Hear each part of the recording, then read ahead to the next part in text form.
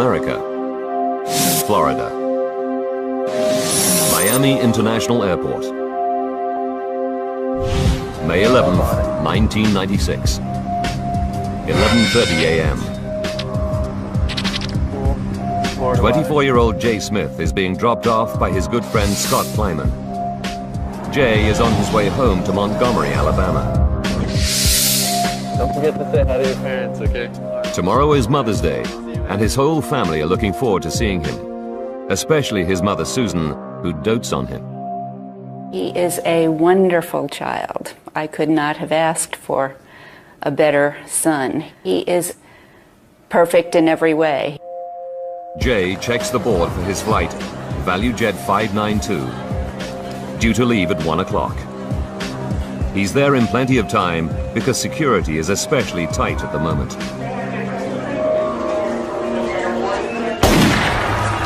The 26th Olympic Games start soon in Atlanta, and already the FBI have arrested right-wing militants and discovered hordes of bomb-making equipment. Islamic terrorist Ramzi Youssef is also in the headlines. He's accused of trying to blow up the World Trade Center. The FBI believes that members of his gang could still be at large and ready to strike. Airliners are thought to be a prime target. Booked on the same flight as Jay Smith are Sue and Ron Carpenter. They got married just 3 days ago on a cruise ship in the Caribbean. Sue's brother, Mike, is delighted for them. She was never happier in her life, and I don't think Ron was either. They had common interest, enjoyed being together. They were such a good match. Also traveling to Atlanta, there are several children. Among them, Andrew Leonard, his brother Jeremy, and sister Tabitha. She turns 13 a week today. Call for ValueJet flight 592. In total, 105 passengers are about to board the aircraft. It's a Douglas DC-932, a twin-engine jet with a distinctive T-tail stabilizer at the rear. The DC-9 has been in service for over 3 decades and was once a mainstay of American domestic aviation.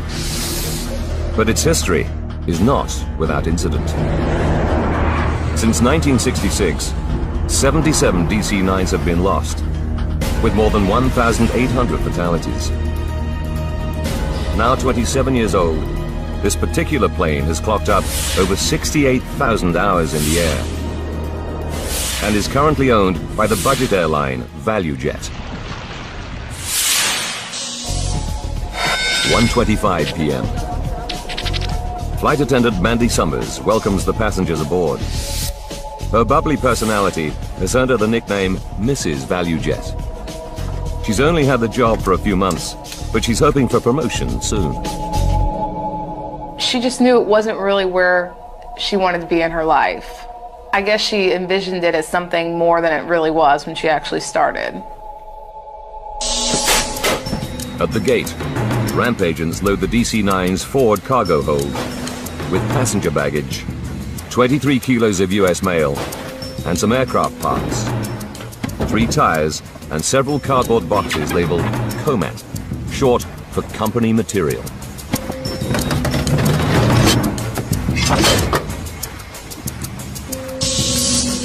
In the cockpit this afternoon is Captain Candlin Kubek. All right, Richard, how about a before-start checklist? She has 2,000 hours flying time on DC-9s. And within ValueJet, she's famous for her dedication to the job. She couldn't get it out of her blood. She was destined to fly and just wasn't happy any other way. Surprise! The day before, Candy celebrated her 35th birthday. Her crew threw her a surprise party on board the plane at Dallas and wanted her to go line dancing. But typically, she refused. She said they knew better, that I will never go out the night before a flight. 1:30 p.m. And the aircraft is 30 minutes behind schedule. There have been some minor mechanical problems. The jet's autopilot isn't working properly. A fuel gauge and cabin phone are out, and there's been a fault in the hydraulics backup circuit. Fuel cross feeds? Checking through the systems is First Officer Richard Hazen. He's an Air Force veteran with 20 years of aviation experience behind him. Faulty equipment is not an unusual state of affairs at ValueJet. The carrier sells low-cost airfares using old planes bought from around the world. Its fleet is among the oldest in America, averaging 26 years. And there have been recent incidents. Just under a year ago, an engine exploded on another DC-9 while it was on the runway at Atlanta. 7 people were injured by flying debris, and the Federal Aviation Administration has the carrier under investigation. 1:32 p.m. Opa-locka Airfield, 16 kilometers from Miami International. Daniel Mulhaupt and his friend Rick Delisle get ready for a pleasure flight in Daniel's Piper Arrow light aircraft. 1:41. Mechanics can't fix the autopilot before the flight, so the flight crew disengages. The other faults are not serious, and the plane is ready to go. Set pressure normal. Captain Kubek and First Officer Hazen go through their final pre-flight checks, preparing for takeoff. 1:44 p.m. After 44 minutes delay, ground control finally clears Flight 592, call sign Critter, for takeoff. For the 592, you're clear to Atlanta by the Miami 7. Clear on your side? Clear right. All right, clear over here on the left. Now the flight crew begin to taxi the 48-ton plane towards the runway and wait for their takeoff slot. 2:03. 63 minutes after the scheduled departure time, the DC-9 begins to accelerate down the runway. And Captain Kubek gently eases its nose upwards. At last, Flight 592 is on its way. For now, we ask that you just sit back, relax. Lead flight attendant Jennifer Stearns makes the customary reassuring announcement to passengers. Captain Kubek puts the plane into a climb, heading for its cruising altitude of 10,500 meters. Jay Smith and his fellow passengers sit back, relax, and prepare for the 92-minute flight to Atlanta.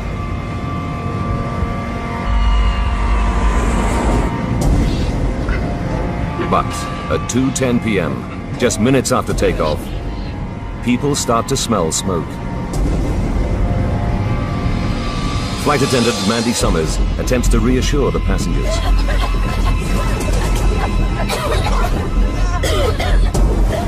But the temperature is rising, and the smoke is getting thicker by the second. ValueJet Flight 592, with the carpenters, Jay Smith, and 107 other passengers and crew aboard, is in serious trouble. 2:11 p.m., the situation is getting worse on board the DC-9 bound for Atlanta. Smoke is rising from the cabin floor, and it's getting thicker. At the same time, there's a problem in the cockpit. The pilots hear a loud bang on their headphones. What was that? I don't know. They know there's a problem with the plane's electrics because the battery charger has activated, trying to restore power. We're losing everything. Then smoke starts to seep into the cockpit. Critter 592, we need a meter return to Miami International. Turn left, heading 270. Descend and maintain 7,000. What kind of problem are you having? It's clear something is badly wrong. There's smoke in the cabin. 3 kilometers away, Daniel Mulhaupt is at the controls of his light aircraft. He sees a large jet making a turn.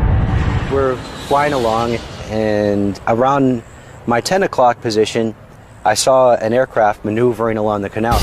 2:11 and 30 seconds. On board the DC-9, Kubek struggles with the aircraft. It seems as if the controls are no longer responding normally. In the cabin, the temperature is rising. Flight attendant Jennifer Stearns bursts into the cockpit.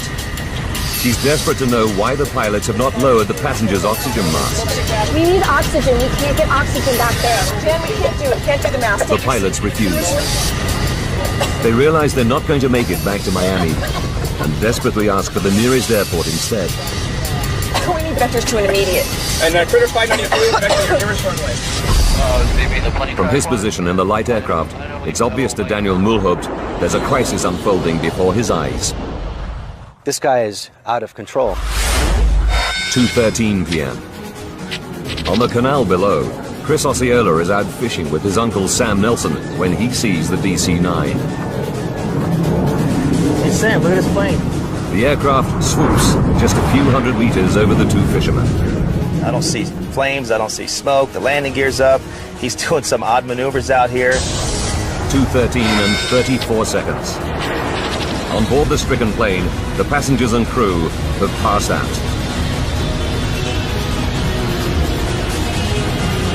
2:13 and 42 seconds. Just 9 minutes and 27 seconds after takeoff. Flight 592 crashes into the Florida Everglades. These photos, taken from the light aircraft just seconds after impact, show only a dark pool of fuel on the surface of the swamp. From his plane, Daniel Mulhaupt radios ground control at Miami and tells them he's just seen a plane crash. He stays above the site to help the emergency services locate the spot.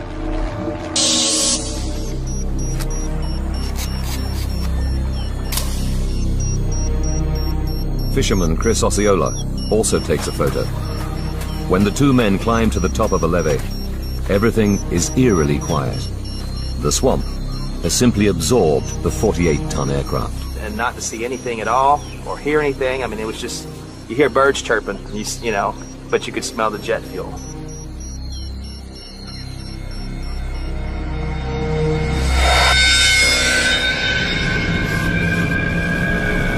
The crash site is 270 meters away from the nearest levee and 14 kilometers from the nearest road.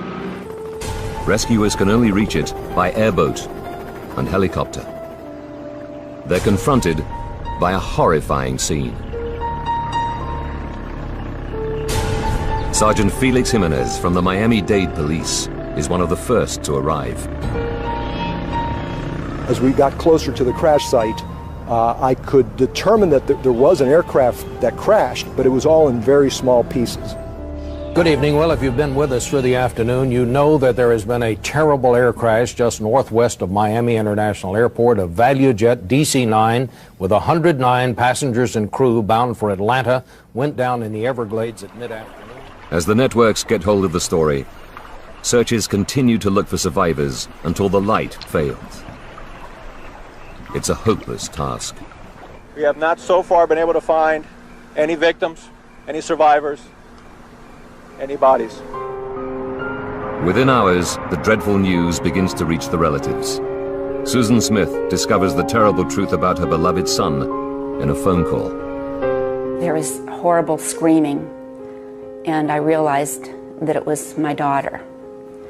She told me that a plane had gone down coming from Miami.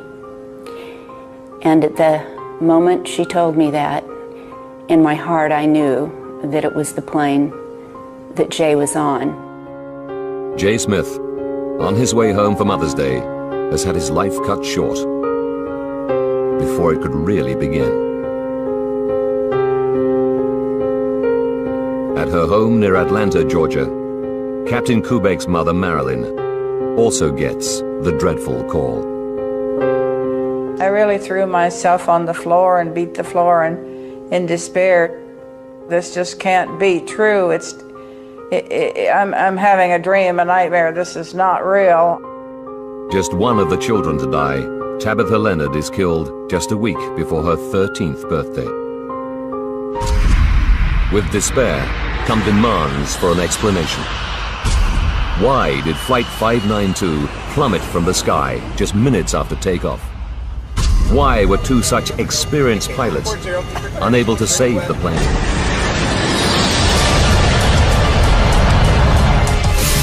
Now, by rewinding the events of that fateful day and going deep into the investigation, we can reveal what really happened to ValueJet Flight 592. Advanced computer simulation will take us where no camera can go, into the heart of the disaster zone.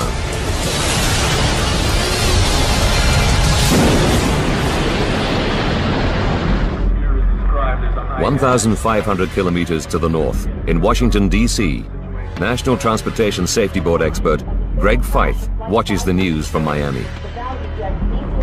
He's led 2 major investigations for the Safety Board before, but he already knows this one will be a uniquely difficult challenge. As I was running around my house packing to leave and having all the TVs on and they were showing aerial views of the accident site, all I could wonder as an accident investigator is how am I going to conduct this investigation when I don't see any visible wreckage?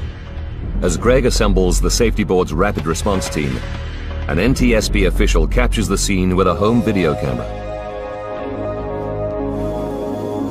Just 2 hours after the loss of Flight 592, they're en route to Miami and fly over the crash site on the way.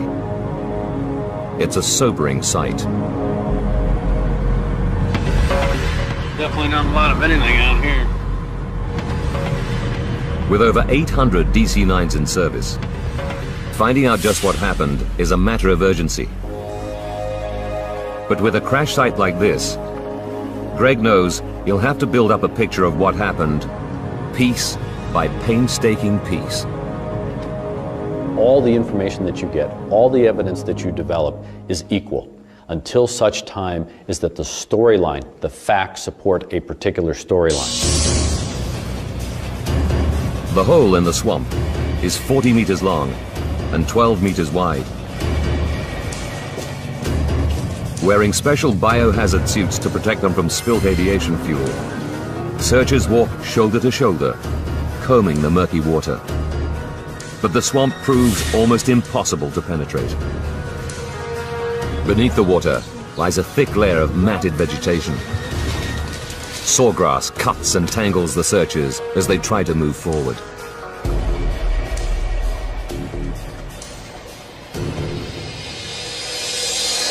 What is your full name, please? Jesse Lowell Fisher. And your occupation? As the search for clues gets underway, Safety Board experts make it a priority to interview the last person who spoke to Flight 592. What is your date of birth, please? Air Traffic Controller Jesse Fisher. Climb and maintain 7,000. They discover that the crew had reported smoke on board minutes before the crash. Smoke suggests one thing loud and clear: a fire somewhere on the plane. So the focus now becomes what's the origin of the fire that would create enough smoke for the crew to not only notice it, but have to report it. One answer could lie in ValueJet's all-too-recent history. Could this be a repeat of the 1995 incident? Could some kind of engine failure have led, even indirectly, to the loss of a second aircraft within a year? It's a frightening prospect. ValueJet alone have 47 other DC-9s in their fleet. Could they all have faulty engines? Perhaps thousands more passengers are at risk. Conditions at the site where ValueJet 592 crashed are hazardous. There's a constant threat from alligators, attracted by the search activity, the wreck, and its contents. Armed guards are deployed to keep the predators away. To make matters worse, the airboats and search teams are stirring up the silt layer, reducing visibility below the water from just a few centimeters to zero. Then, in an attempt to see through the murky water, the team brings in ground-penetrating radar. They make a depressing discovery. Below the water level is a thick layer of mud, and below that, 2 meters down, is solid limestone. The plane has smashed into thousands of pieces as it hit the rock below.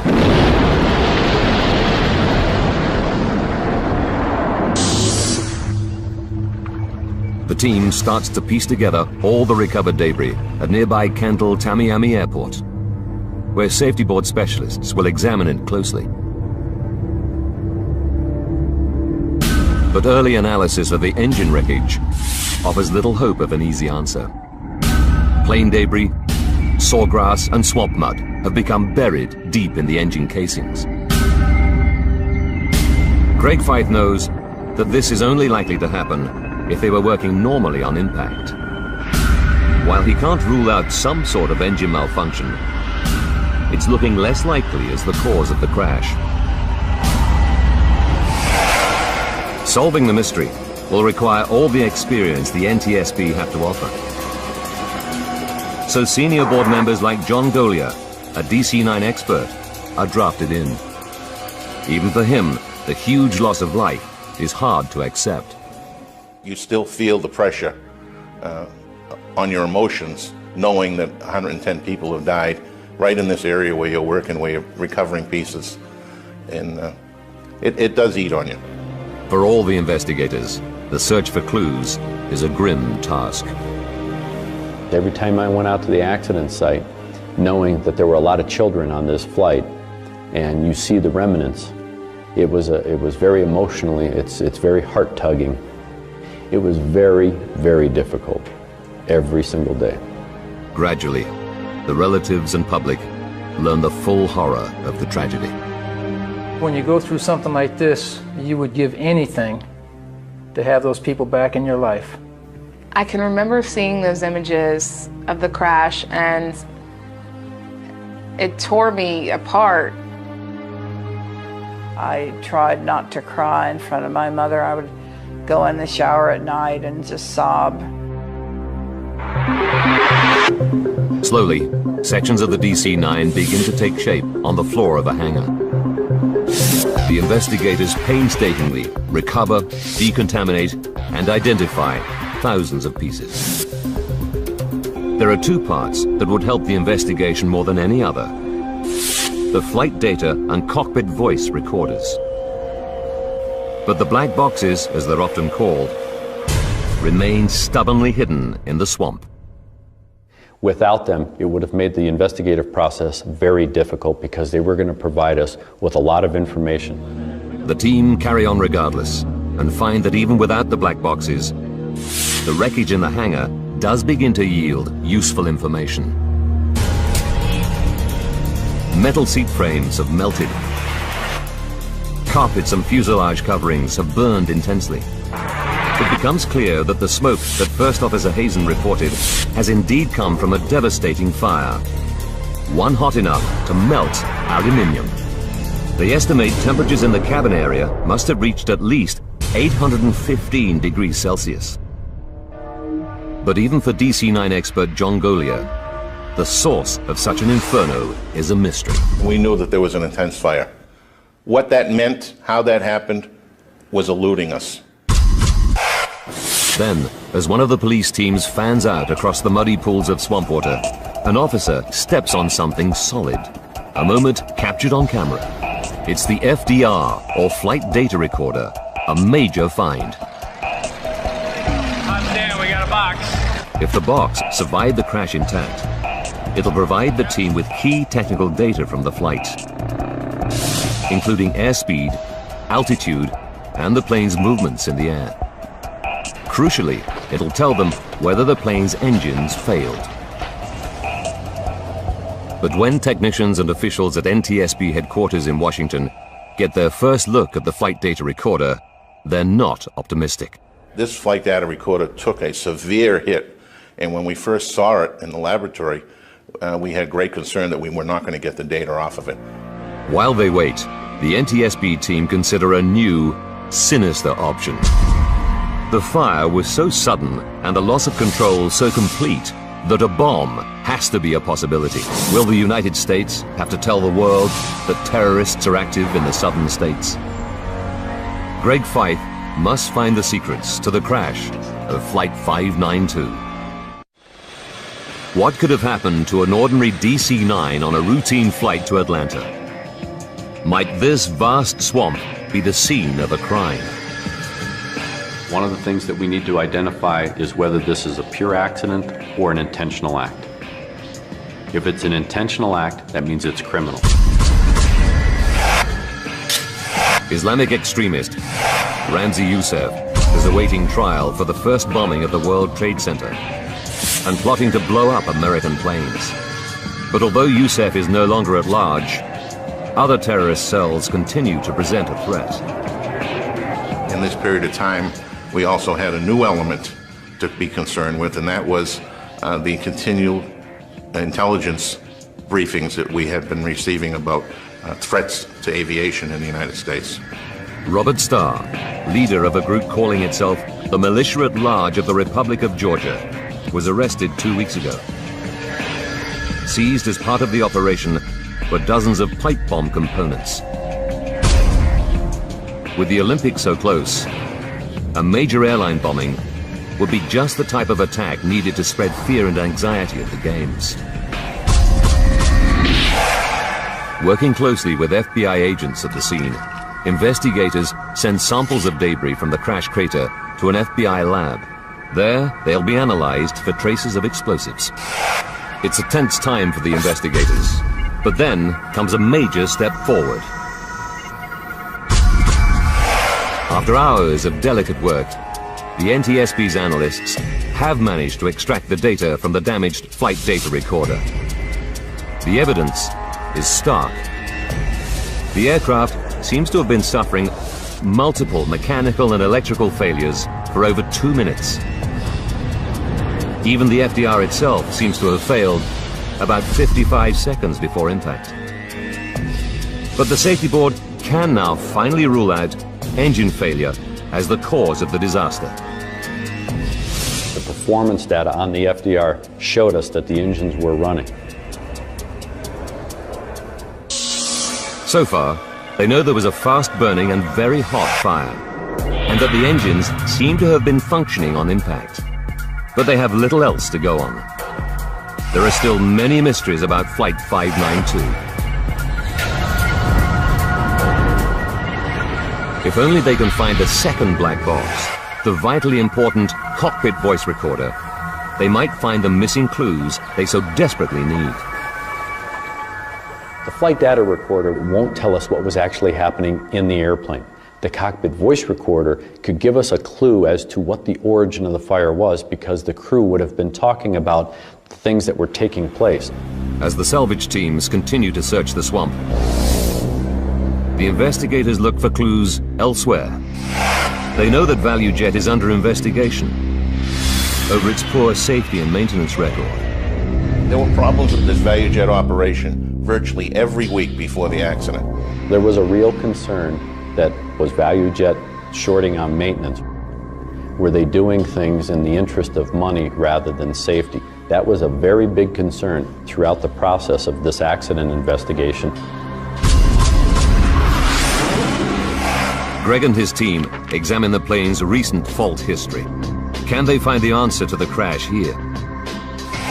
Sure enough, they discover the DC-9 did have several problems prior to takeoff, and that the plane had been delayed as a result. They find that the plane's autopilot had been malfunctioning for 2 days. The pilot's log states that when engaged, it made the plane pitch up and down. Mechanics tried to repair it, but failed. So 592's crew followed standard procedure and flew in manual mode instead. The team also discovered that the fuse for the hydraulic backup system blew, but this time mechanics did manage to repair it. Although it seemed a promising lead, they can find nothing in the maintenance log that explains the crash. It was clear that singly or collectively, none of those would have caused a fire on the airplane. Then, the results come back from the FBI lab, and the investigators, the organizers of the Olympic Games, even the federal government can breathe a sigh of relief. This was not an incendiary type device or an explosive type device. That put the fear aside for us as investigators that we were going to be looking at it from a different perspective. They can now rule out a terrorist attack as the cause of the crash. But Faith is still no nearer to solving the mystery. Finding the cockpit voice recorder, or CVR, is still their best hope in the search for the cause of the disaster. By Sunday, May the 26th, The search has been going on for more than 2 tough, frustrating weeks. Today, the search party is 1 man short. So Sergeant Jimenez, the policeman who'd been one of the first on the scene after the crash, volunteers to go back into the swamp. The search was very difficult. It's 80 and 90 degree weather, high humidity. Almost every day we had thunderstorms and we had to evacuate the crash site. Finally comes the break everyone has been hoping for. I said a very short prayer, and as soon as we resumed the search, I stuck my probe in the water, and I knew I had hit metal. I reached down, followed the probe, and pulled out the CVR. It's not just the policeman's prayer that's answered. It's also a major turning point for the team. The voice recording gives the investigators a chilling insight into the last moments of the crew. First, they discover that Captain Kubek and her co-pilot Richard Hazen knew they had a problem at 2:10 p.m., 6 minutes into the flight, when they heard a strange noise on their headphones. What was that? I don't know. We got some kind of electrical problem. Then the plane's battery charger kicks into life. Battery charger's kicking in. We're losing everything. It's another clue. The battery charger would start if there was a loss of electrical power. Could an electrical fault have caused the fire? After all, the DC-9 was 27 years old and carried kilometers of cabling. A faulty wire in or near the passenger cabin might have caused a spark and started the blaze. It's a long shot because pinpointing such a short circuit is extremely difficult. But spurred on by the cockpit conversations and the FDR record, Greg tells the investigators to probe the remains of the wiring and the circuit breakers.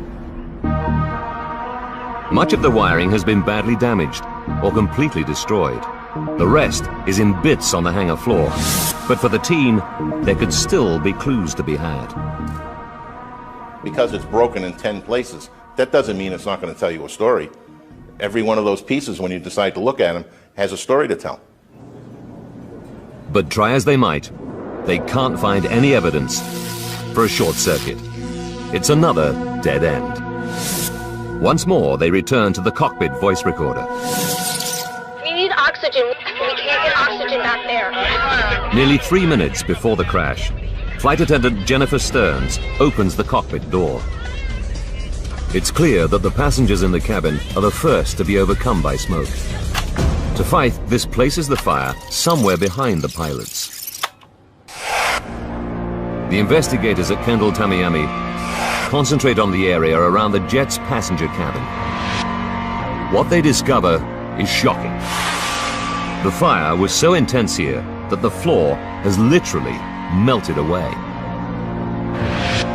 Could something beneath the passengers' feet, possibly in the forward cargo hold, have started the fire? It's an unlikely scenario. This compartment is officially known as a Class D hold. Completely airtight, it also has a fireproof lining. Any blaze here should quickly burn itself out through lack of oxygen. But Fife decides to check it out anyhow. We had to go back to the manifest. We had to see what was in that forward cargo hold. The safety board studies the paperwork to see if the forward hold contained anything suspicious. It indicates that in the hold were 28 kilos of mail and some passenger baggage. But with a bomb or incendiary device already ruled out, investigators move on. The manifest also shows 2 consignments of aircraft parts in the compartment. Instantly, they see something suspicious. 3 tires from another DC-9. For transportation, tires should be filled with nitrogen and underinflated or they can burst. An oversight here could possibly be the cause of the disaster. But the records show that the ground crew followed correct procedure. Another promising lead has gone nowhere.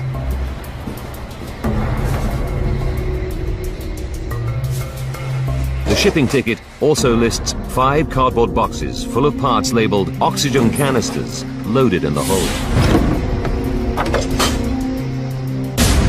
At first, Greg and his team have no concerns. They think they're empty steel oxygen cylinders as fitted to many different kinds of plane. But then, the whole investigation takes a dramatic turn. These are not simply oxygen cylinders. In fact, they're chemical oxygen generators. Small metal canisters containing a volatile and potentially hazardous mix of compounds. Investigators are horrified. That changed the whole complexity and complexion of the investigation. When installed, the generators supply oxygen for passengers in an emergency.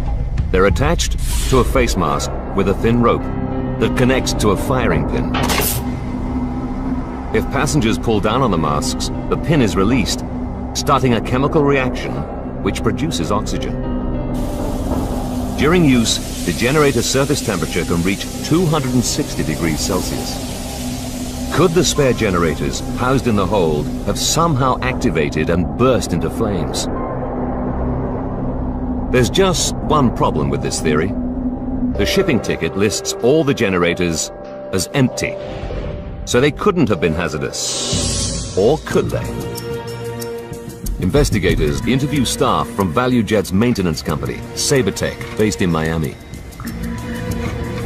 They discover that the generators in the boxes on board Flight 592 had been removed from 2 McDonnell Douglas MD-82 jets because they were out of date.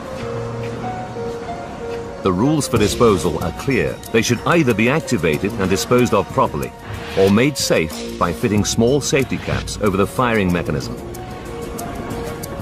Sabertech produces work cards confirming that the generators were properly dealt with. But then comes a remarkable discovery. Salvage teams recovered 28 of the generators from the swamp. 18 almost intact. Greg and his team examined them carefully. To their amazement, they discover that 9 of the 28 show signs of activation. At least some of the oxygen generators could not have been empty as the shipping ticket said. When they questioned the Sabertech workers further, they admit that they did not fit any safety caps on the canisters. They just duct taped the cords round the metal canisters or cut them and stuck the ends down with tape. Then they signed off the work cards, even though the correct procedure hadn't been followed. Finally, a stock clerk packed them loosely under a layer of bubble wrap. I couldn't understand how the process could break down so substantially, and the carelessness that originated on the shop floor could escalate to getting these oxygen generators on the airplane. But so far, it's only a theory. Greg and the team don't know for sure whether an activated generator could produce enough heat to start a fire.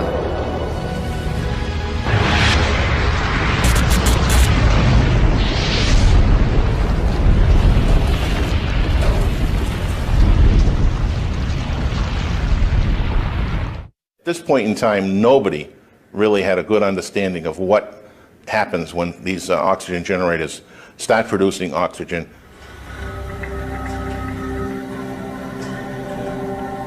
The NTSB embark on a critical experiment. They construct a replica hold at the Federal Aviation Authority's fire test facility near Atlantic City. Technicians place 28 generators in a box and cover them in bubble wrap. They pull a wire connected to the pin of one generator and retreat. They have high hopes, but the generator heat produces just a small fire and a little smoke. None of the other generators activates, and the box doesn't catch a light. Greg's theory doesn't seem to be standing up. That first test was discouraging. You tend to start to question, are we really going down the right road?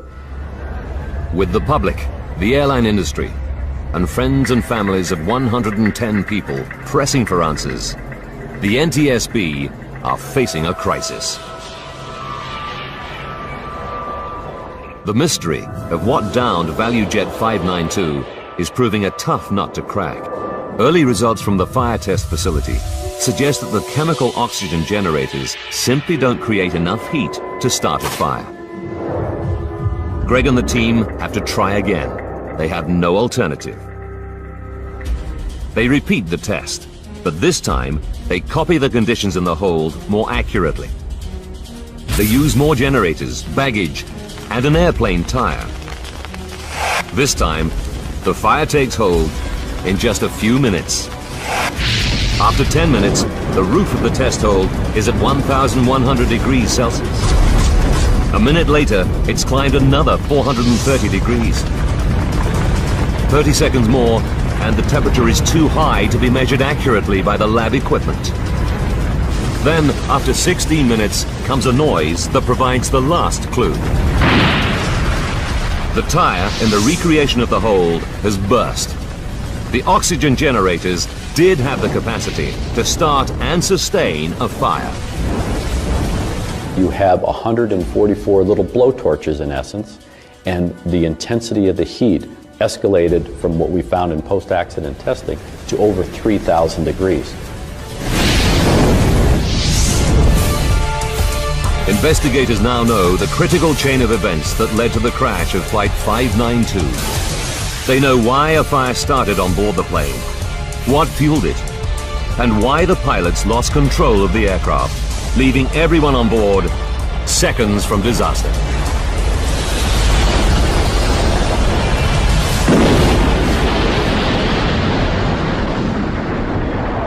May 11th, 1996. 1 hour to disaster. A Sabertech driver pulls up at gate G2 at Miami International Airport with ValueJet cargo for Flight 592. Inside the boxes are 144 out-of-date oxygen generators, loosely packed. A ramp agent places them around a large airplane tire. The pilots are unaware that they have a dangerous load on board. 30 minutes to go. As the plane taxis to the runway, the loose packing and unsecured cargo jolts one of the generators into action. It begins to heat up. 11 minutes to disaster. The plane taxis to its takeoff position. In the hold, the surface of the metal generator gets hotter and hotter. Soon, the heat ignites the cardboard box and bubble wrap, and the blaze begins. 10 minutes to disaster. Flight 592 takes off from Miami Airport. Even though the hold is airtight, the fire is now blazing fiercely, sustained by the oxygen produced by the generators. 3.5 minutes to go. The sound heard by the crew is one of the tires in the hold bursting, just as it did in the lab test. The battery charger's kicking in. We're losing everything. The battery charger can't help the stricken jet, as the fire is consuming everything in its path, including the control cables that run to the rear of the plane. Captain Kubek begins to lose control of the aircraft. We're on fire! Temperatures in the hold have now reached more than 1,650 degrees Celsius. In the cabin, passengers are becoming desperate as they choke on the toxic fumes. We need oxygen. We can't get oxygen back there. Flight attendant Jennifer Stearns rushes into the cockpit, but the pilots refuse to drop the masks, knowing that oxygen would only make the fire worse. 1 minute from disaster. The cabin floor burns and begins to give way.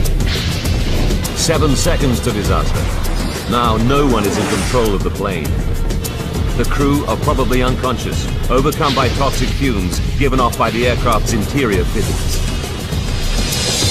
Seconds later, Flight 592 nosedives into the Florida Everglades at 800 kilometers an hour.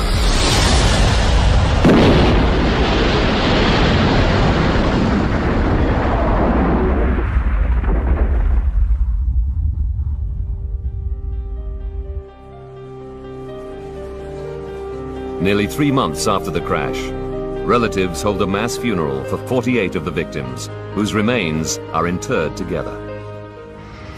ValueJet eventually takes over another company and becomes AirTran. Sabertech is fined $500,000 for its part in the tragedy, but goes out of business before the money is ever paid. Since 2001, fire detection and suppression systems have become mandatory. In the United States, it takes a dramatic event to move the regulatory authorities to change.